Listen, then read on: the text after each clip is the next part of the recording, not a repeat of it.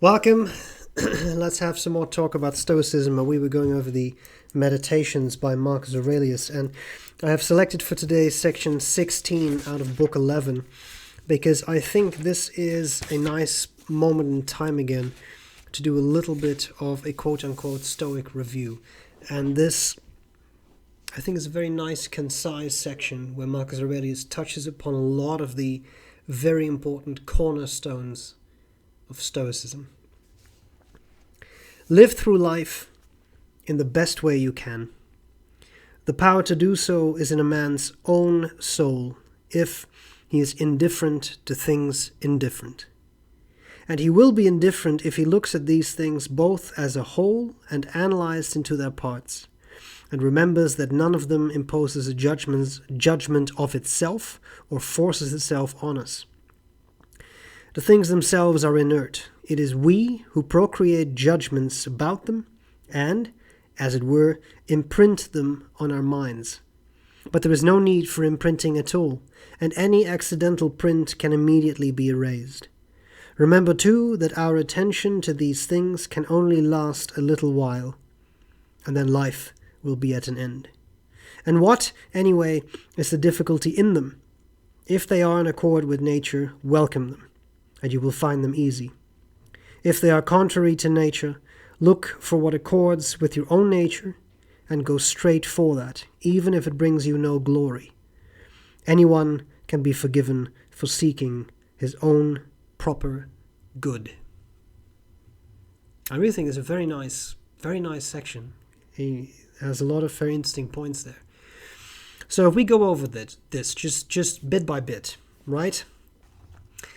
Live through life in the best way you can. Well, why would you do anything else? But if you look at some people, and this is not a judgment, I'm just saying, if you look at some people, I must say that I sometimes wonder, what exactly are you doing? Because what you seem to be accomplishing, it's not leading your best life. Now, as far as we know, you only get one life, right? Nothing against religion, but if we just assume, just for the sake of argument, that there is no afterlife, then this is it. And once this life is over, there's nothing else. You will never exist again once you exhale your final breath. There's nothing after that. That's it. Which is, to some people, a very scary thought. I don't know, my opinion really matters, but I find it kind of a relief. Like, then that's it. Done. Nothing else. Nothing to worry about, nothing to be afraid of, nothing else. Nothing good, but nothing bad either. Yeah? Okay. So you live through life the best way you can.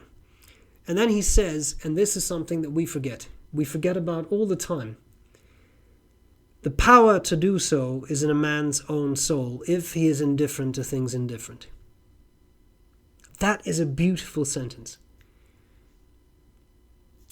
So, you can live life as best as you can.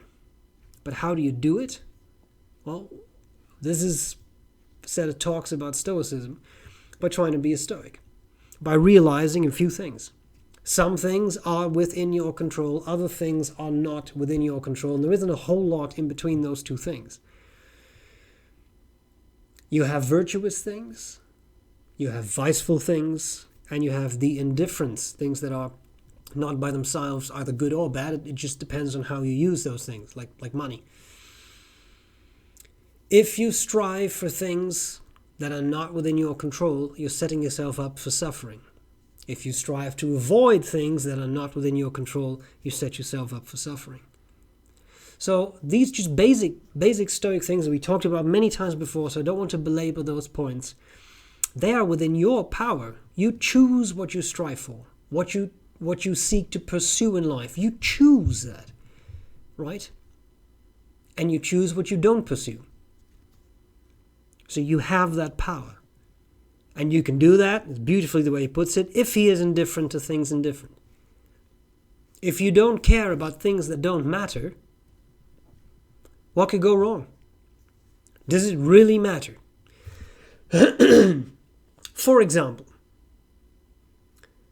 Someone in line at the grocery store is taking a very long time. Such a long time that you could have checked out 3 times at another till, but you're at that till. It's taking them a long time. And now you have wasted 15 minutes. But the universe is billions of years old. So do those 15 minutes really matter? Well, you're not billions of years old. And no matter how old you're going to get, you ain't going to be billions of years old. But in all the years you get in your life, do those 15 minutes really matter? Were they the tipping point? Like, I had my 30 minutes at the grocery store. Were those 15 minutes? Those were too much, man. Is it really like that? Or is it a matter of, it's kind of funny, really? Why do you take such a long time? Why are you now discussing your children? Why are you doing this now? Is it humanly possible to pack your groceries any slower without going back in time? If you have thoughts like these, which I have a lot, things become kind of comical. And when they do, any annoyance you have dissipates. That's within your control. You choose how to respond to a situation. You choose to be angry, upset, frustrated, or think, okay, this is kind of frustrating, but then it's also kind of funny. Right? Okay. Indifferent things should be treated indifferently. Don't care about the things that don't really matter. Don't cry over spilled milk. It's just the way it is. Yeah? Just the way it is. And he will be indifferent if he looks at these things both as a whole and analyzed into their parts and remembers that none of them imposes a judgment of itself or forces itself on us. The judgment comes not from the things but from you. That person taking their 15 minutes to check out, they're not annoying you. You are annoying you. That sounds silly, but think about it. They are not annoying. They just are. Objectively speaking, they are taking 15 minutes. Your judgment makes it annoying. And you choose whether you want it to be annoying or whether you want it to be funny or entertaining. Again, try it. Next time, try to make a joke out of whatever these kinds of small annoyances. It's insane how quickly they dissipate. The things themselves are inert. It is we who procreate judgments about them and, as it were, imprint them on our minds, but there is no need for imprinting at all, and any accidental print can immediately be erased. If you are still thinking about that thing, right, as it is going on, a long time after, which I have definitely done, you do these kinds of things, you are in the supermarket, and then afterwards you are still thinking about it, that's on you. Then these things have imprinted themselves on you, but that's your choice. You can let them imprint themselves on you, or you cannot. And if you don't let them imprint them on you, you just move on, and things dissipate, which I think makes things a lot easier. Remember, too, that our attention to these things can only last a little while, and then life will be at an end. And what anyway is the difficulty in them? If they are in accord with nature, welcome them, and you will find them easy.